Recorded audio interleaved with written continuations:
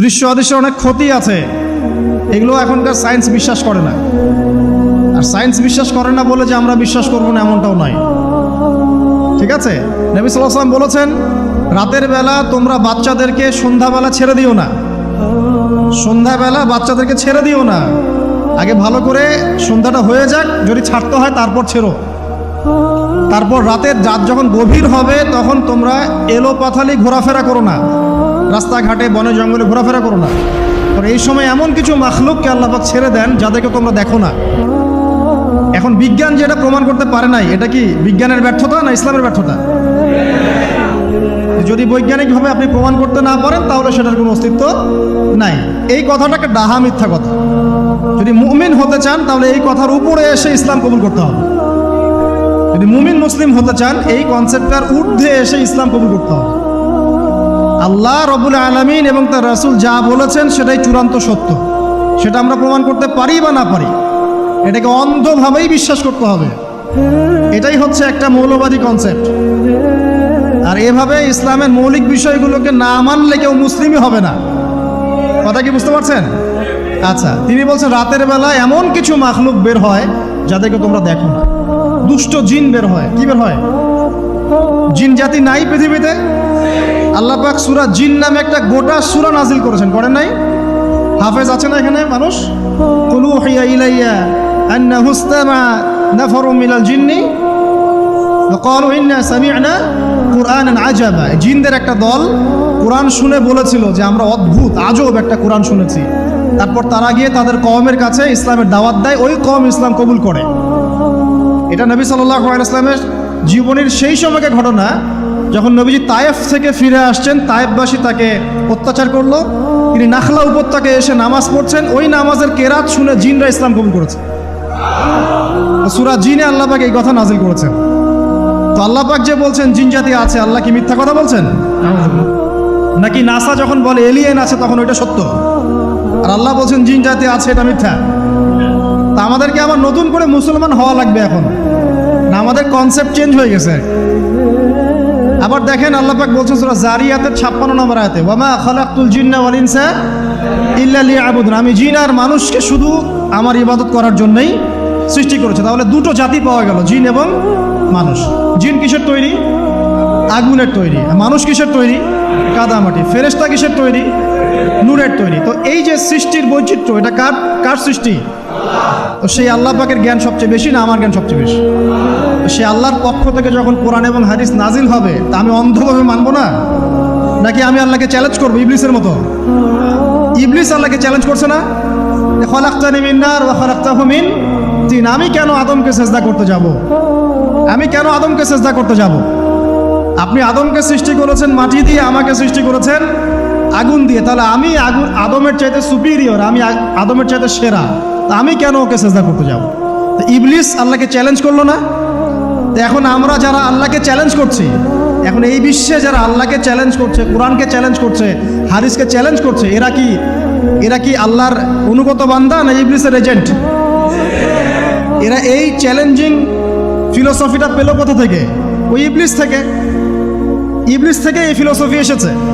আর ইবলিস তো এখনো মরে যায় নাই, মরে গেছে, বরং সে এখন প্রবীণ বয়স্ক হয়ে গেছে, তার অভিজ্ঞতা এখন অনেক বেশি।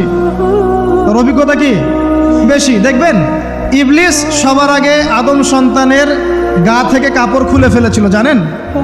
আপনাকে দেখাচ্ছি, সূরা আরাফ পড়েন।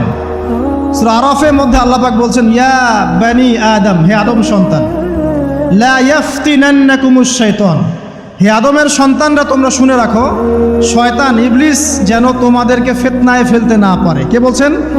আল্লাহ। কিরকম ফিতনা? ইয়ানজিউ আনহুমা লিবাসাহুমা, যে ইবলিস তোমাদের বাবা মায়ের গা থেকে কাপড় খুলে ফেলেছিল। ইয়া বানি আদম লা ইয়াফতিনান্নাকুমুশ শাইতান কামা আখরাজা আবাওয়াইকুম মিনাল জান্নাহ ইয়ানজিউ আনহুমা লিবাসাহুমা। আল্লাহ পাক বলছেন, হে আদমের সন্তানরা তোমরা সতর্ক থেকো, ইবলিস যেন তোমাদেরকে ফিতনায় ফেলতে না পারে, যেমন করে সে তোমাদের বাবা এবং মাকে জান্নাত থেকে বের করে দিয়েছিল এবং তাদের গায়ের কাপড় খুলে ফেলেছে। কখন কাপড় খুলে গেছে জানেন? যখন ওই যে গাছের কাছে তারা চলে গেলেন, ওই যে এই গাছের কাছে যেও না, ওয়ালা তাকরাবা হাদিহি শাজারা, তোমরা এই গাছের কাছে যেও না।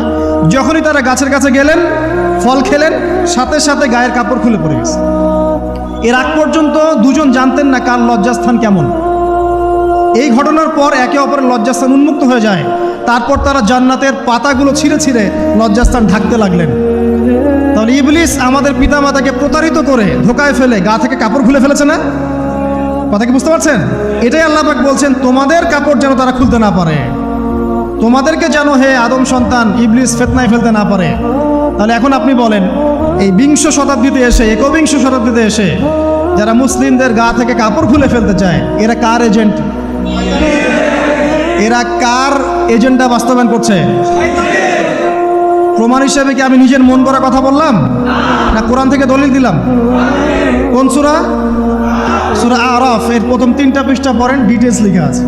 আর আল্লাহ পাক বলেছেন, ওয়ালাকাদ ইয়াসসারনাল কুরআনা লিযিকরি ফাহাল মিন মুদ্দাকির, কোরআনকে আমি বোঝার জন্য একদম সহজ করেছি, যে কেউ কোরআন বুঝতে পারবে ইনশাআল্লাহ। খালি পড়ে দেখো, ফাহাল মিন মুদ্দাকির, কেউ কি আছো কোরআন উপলব্ধি করবে? তো কোরআন বুঝতে হবে স্বচ্ছ মন নিয়ে। বিরোধিতা করার মন নিয়ে যদি কোরআন বুঝতে চান তাহলে আপনি বিভ্রান্ত হয়ে যাবেন।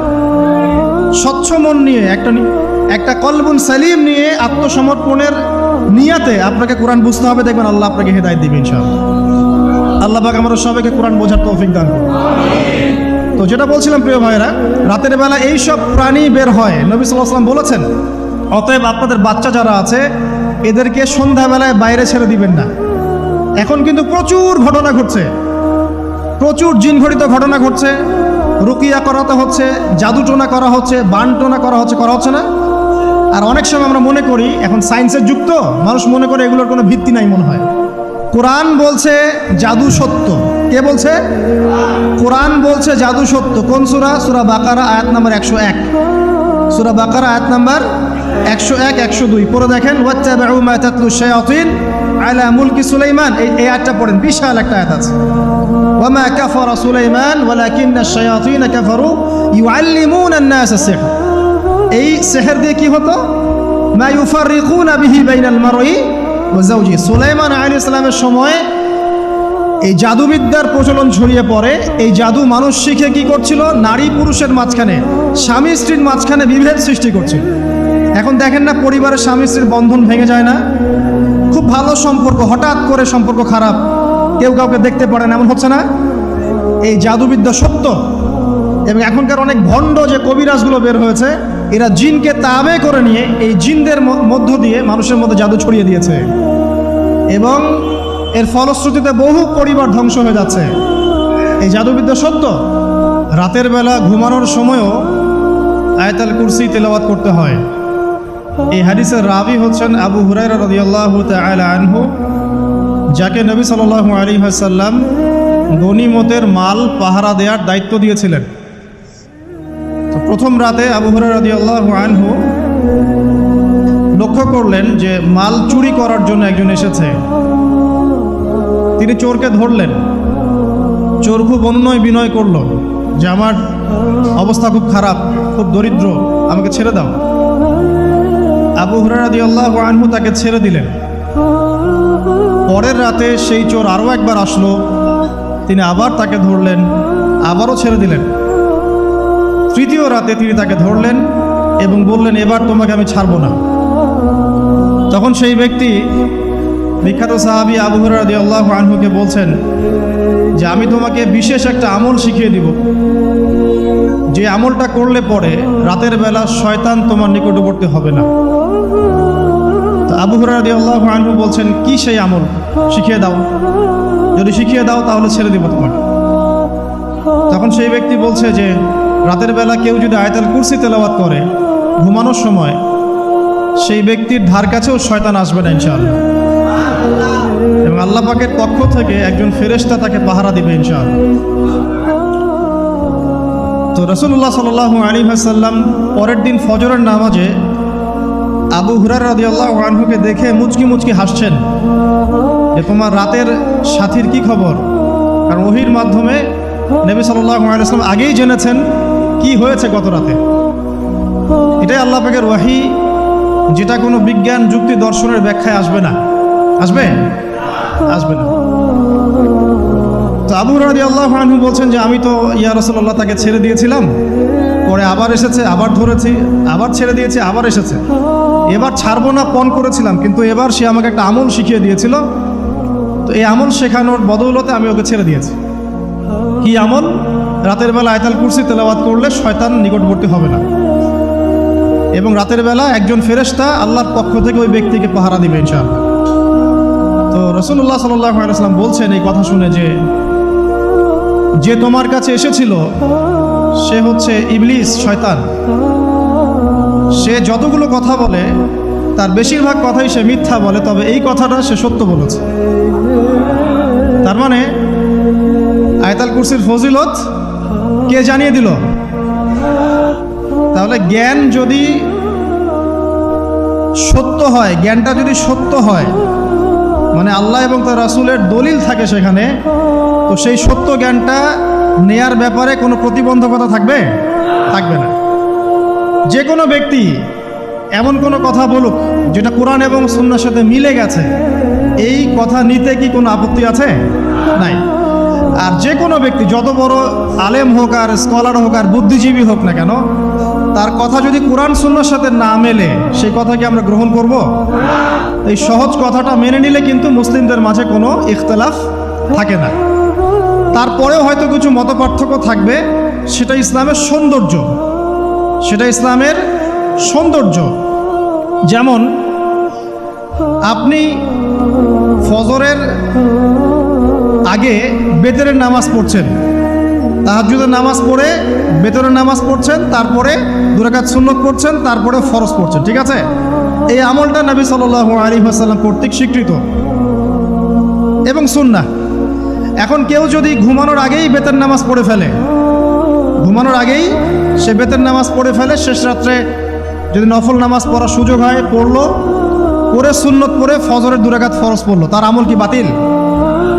তো বেতনের নামাজ ঘুমানোর আগে পড়লেও চলে, শেষ রাত্রে পড়লেও চলে। ইসলামের এটা সৌন্দর্য না? সৌন্দর্য। মনে করেন যে আপনি জোহরের আগে, ফরজ নামাজের আগে 4 রাকাত সুন্নত পড়লেন, পড়েন না? আচ্ছা, এটা হাদিস থেকে প্রমাণিত তো? আচ্ছা, কেউ যদি 2 রাকাত সুন্নত পড়ে হবে না? হবে না? এটার হাদিস নাই? আছে। তাহলে এটা সৌন্দর্য না? এটা সৌন্দর্য। কখন এটা আমল করলেন, কখন ওইটা আমল করলেন। আচ্ছা, এরকম বলতে গেলে রাত শেষ হয়ে যাবে আসলে। মানে অসংখ্য আমল আছে যেগুলো ইসলামের সৌন্দর্য। রাসূলুল্লাহ সাল্লাল্লাহু আলাইহি ওয়াসাল্লাম সাহাবায়ে কেরামের যুগে এভাবেই সাহাবীরা আমল করেছে। আর এখন কি হয়েছে, আমরা যে হাতির 7 কানার হাতি দেখার গল্প আছে না? কেউ বলেছে হাতি হচ্ছে খাম্বার মতো, কেউ বলেছে কুলার মতো, কেউ বলেছে হাতি হচ্ছে কি বলেন, এই যে কি সুচালু কিশোর মতো। আসলে পুরো হাতি সম্পর্কে এদের কারোই ধারণা ছিল না। আমাদের সমস্যা হচ্ছে আমরা ইসলামের অংশ বিশেষকে ফলো করি, এর বাইরে কিছু পেলে আমরা মনে করি সেটা আর ইসলামে নাই। তাই হয় না? আমি যতটুকু জানি বুঝি এতটুকু আমল করি, এর বাইরে যদি কোনো দলিল থাকেও সেটা মানার ব্যাপারে আমাদের আগ্রহ থাকে না। তখনই কিন্তু ইসলামকে নিয়ে আমরা এই যে দলীয়করণে চলে যাই। আর আস্তে আস্তে মুসলিম উম্মার ঐক্যটা নষ্ট হয়। ঐক্য নষ্ট হতে হতে আজকে কি অবস্থা এটা তো দেখতেই পাচ্ছেন। তো আগে ওই জায়গাটা শেষ করি। নবী করিম সাল্লাল্লাহু আলাইহি ওয়াসাল্লাম রাতের বেলা এই আমলটা করতেন। কি করতেন? আয়াতুল কুরসি তেলাওয়াত করতেন। আরেকটা গুরুত্বপূর্ণ আমল, সেটা হচ্ছে সূরা বাকারার শেষের 3টা আয়াত তেলাওয়াত করতেন। কয়টা আয়াত? কোন কোন হাদিসে আছে 2টা আয়াত। এই যে 3টা আয়াত কোন হাদিসে, আবার কোন হাদিসে 2টা আয়াত। কেউ যদি 2টা পড়ে তার আমল কি বাতিল হবে? আর যদি কেউ 3টা পড়ে আরো ভালো, উত্তম। ঠিক আছে, তো শেষের 3টা আয়াত হচ্ছে লিল্লাহি মা ফিস সামাওয়াতি, এখান থেকে নিয়ে ফানসুরনা আলাল কওমিল কাফিরিন পর্যন্ত। নবী সাল্লাল্লাহু আলাইহি ওয়াসাল্লাম বলেছেন রাতের বেলা কেউ যদি এই আমলটুকু পড়ে, শুধু এতটুকুই পড়ে, সূরা বাকারার শেষের 3টা আয়াত বা 2টো আয়াত, সারা রাতের জন্য যথেষ্ট হয়ে যাবে ইনশাআল্লাহ। মানে সারা রাত নফল পড়লে যে নেকি হইতো, আপনার এই আমলটা করলে সে নেকি হয়ে যাবে ইনশাআল্লাহ। এবং আরেকটা ব্যাখ্যা হচ্ছে সারা রাতের দৃশ্য অদৃশ্যের যে ক্ষতি আছে